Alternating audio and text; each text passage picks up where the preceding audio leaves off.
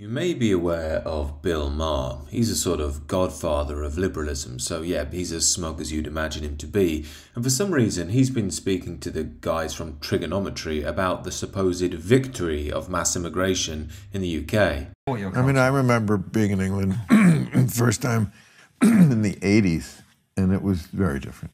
Yeah. Very different. How so? Well, first of all, London was like all white.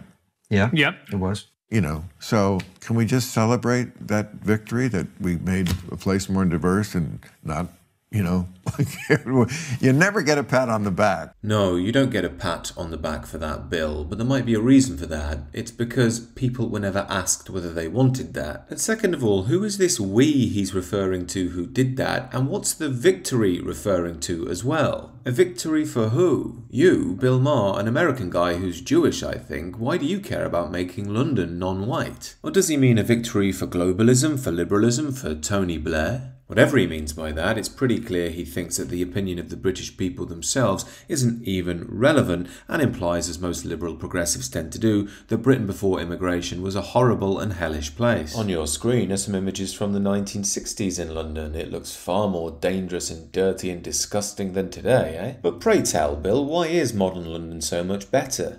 Can we just get a little, hey, I think I read in Andrew Sullivan's column, like London went from like something majority like a minority. 50 like a 50-point swing. 50 points in 2 generations, 3 generations.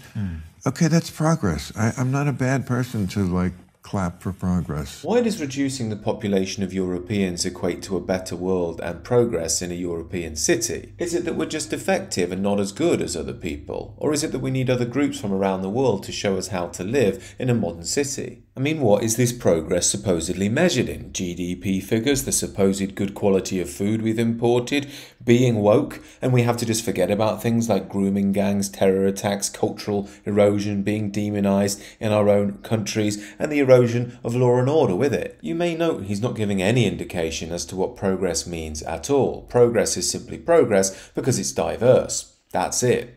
You racist. But as I keep saying in recent videos, I know these sorts of clips are annoying, but I actually think these things are better for the anti-liberal cause because they show up its own innate absurdity and ideological madness. These are just my thoughts, however. Do let me know what you think down below, and do consider subscribing to the channel.